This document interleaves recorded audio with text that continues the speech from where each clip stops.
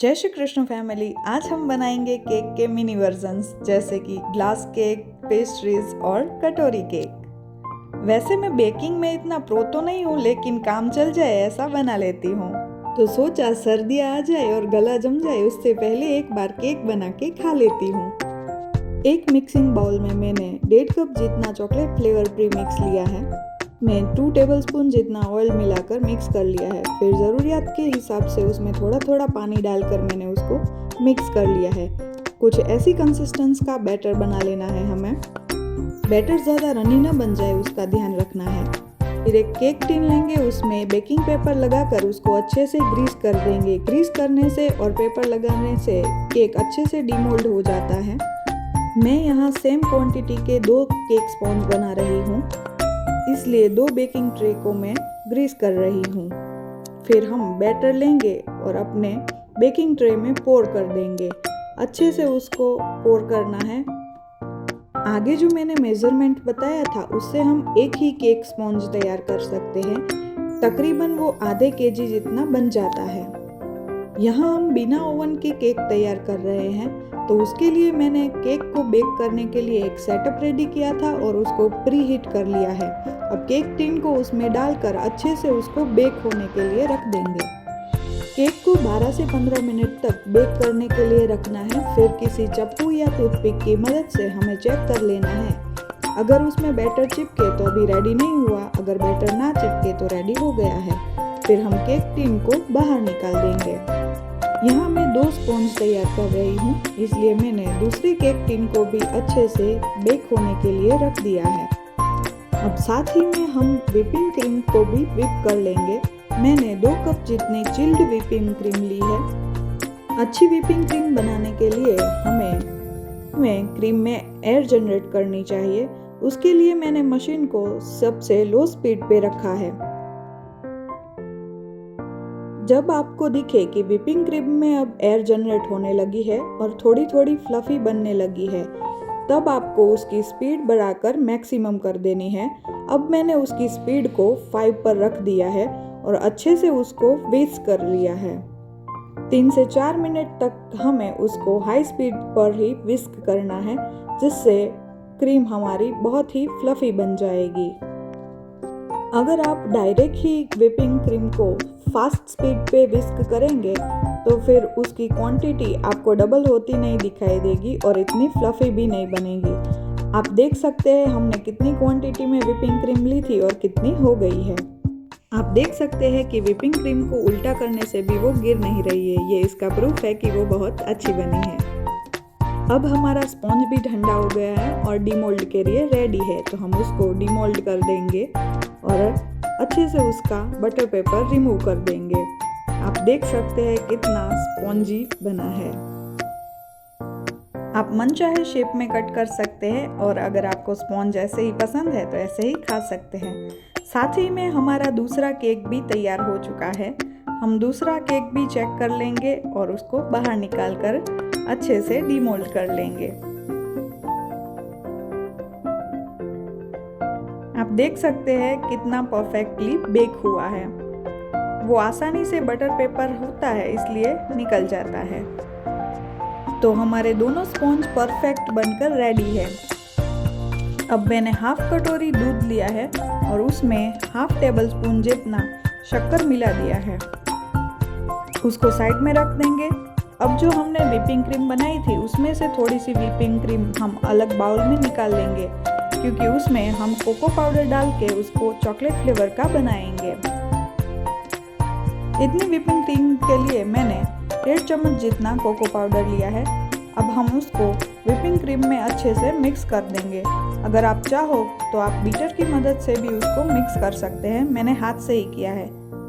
उसको मिक्स करते समय हमें बाउल थोड़ा बड़ा लेना चाहिए। मैंने तो पूरा किचन गंदा कर दिया था। अब जो हमने स्पॉन्ज तैयार किया था उसके मैंने स्लाइसेस काट लिए हैं। एक स्पॉन्ज के मैंने 3 स्लाइसेस काटे हैं। अगर परफेक्टली ना कट हो तो भी कोई बात नहीं, क्योंकि हमें उसमें क्रीम ही तो लगानी है। व्हिपिंग क्रीम लगाने से पहले जो हमने दूध का मिक्सचर तैयार किया था वो डालेंगे थोड़ा सा, क्योंकि स्पॉन्ज बाद में ड्राई ना हो जाए। अब हम थोड़ा थोड़ा व्हिपिंग क्रीम लेके उस पे लगा देंगे। एक जेनरस अमाउंट लेके हमें व्हिपिंग क्रीम लगा देनी है।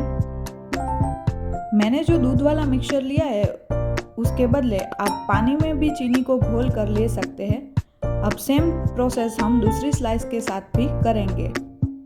अगर आपको कोई दूसरे फ्लेवर का बनाना हो तो आप व्हिपिंग क्रीम में उस फ्लेवर का एसेंस डाल सकते हैं, और या फिर ये बीच में जो हम लगा रहे हैं उसकी बजाय आप उसमें उसके फ्रूट का क्रश या कोई जेली भी लगा सकते हो। मैंने यहाँ पेस्ट्री के 3 लेयर्स ही रखे हैं, आप चाहे तो लेयर्स बढ़ा सकते हैं। फिर चारों ओर से हम अच्छे से व्हिपिंग क्रीम से कोट कर देंगे। फिर एक पाइपिंग बैग में मैंने व्हिपिंग क्रीम को भर दिया था और एक नोजल लगा दिया है। हम उसको अपने पसंदीदा तरीके से डेकोरेट कर सकते हैं। मुझे पाइपिंग बैग के यूज़ का एक्सपीरियंस तो नहीं है, पर खुद को अच्छा लगे और काम चल जाए ऐसा यूज़ कर लेती हूँ। तो खुद को अच्छा लगे उस तरह से मैंने डेकोरेट कर लिया है।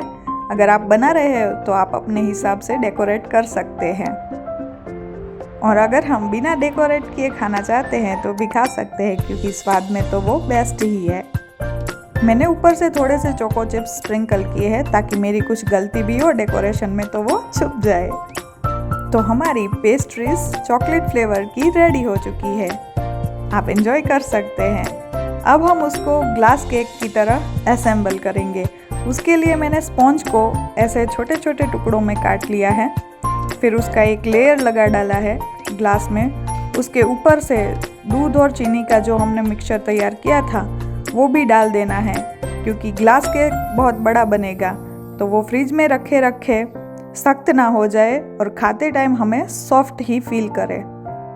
उसके बाद पाइपिंग बैग की मदद से हम उस पर व्हिपिंग क्रीम लगा देंगे और थोड़े से चोको चिप्स स्प्रिंकल कर देंगे।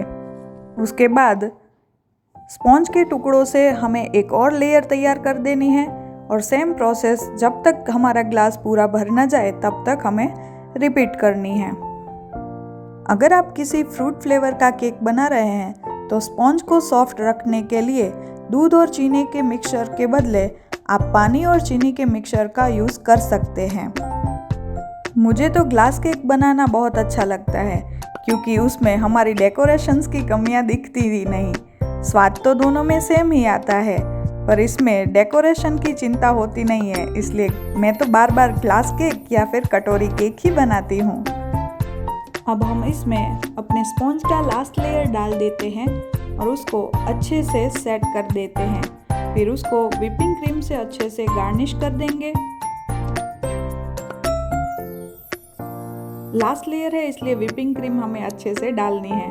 उस पर थोड़े से चोको चिप्स स्प्रिंकल कर देंगे और फिर एक चेरी से टॉप कर देंगे।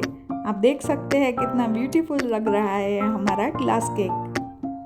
मैं केक बना रही थी, उस दिन मेरे फ्रेंड्स भी मेरे घर पे आने वाले थे, इसलिए मैंने सोचा कि उन सब के लिए मैं कटोरी केक भी तैयार कर देती हूँ। तो जो हमने ग्लास केक बनाया है सेम प्रोसेस को फॉलो करके मैंने ये कटोरी केक भी बना डाला है। कोई एक पर्सन के लिए ग्लास केक की क्वांटिटी बहुत ज़्यादा हो जाएगी, इसलिए एक जने के लिए हम ये कटोरी केक बना ले तो वो परफेक्ट क्वांटिटी रहेगी। अब अच्छे से उसमें ऊपर से व्हिपिंग क्रीम लगाकर हम सेट कर देंगे और थोड़े से चोको चिप्स के साथ हम गार्निश कर देंगे। देख रहे हैं ये कटोरी केक भी बहुत क्यूट लग रहे हैं। अब जो हमने फ्लावर शेप का स्पॉन्ज बेक किया था उसका हाफ पार्ट बच गया था, तो उसको मैंने बीच में से एक स्लिट करके उसमें भी वनीला फ्लेवर का क्रीम अच्छे से स्प्रेड कर दिया था और उस पर थोड़े से चोको चिप्स डालकर डेकोरेट कर दिया था और उसके पेस्ट्री पीसेस कट कर लिए थे। आप बताना कि आपको ये केक रेसिपी वीडियो कैसा लगा और आप आगे कौन सी रेसिपी का वीडियोस चाहते हैं। ऐसी आसान रेसिपी के लिए लाइक, शेयर और सब्सक्राइब जरूर कीजिएगा। Thank you for watching. जय श्री कृष्ण फैमिली।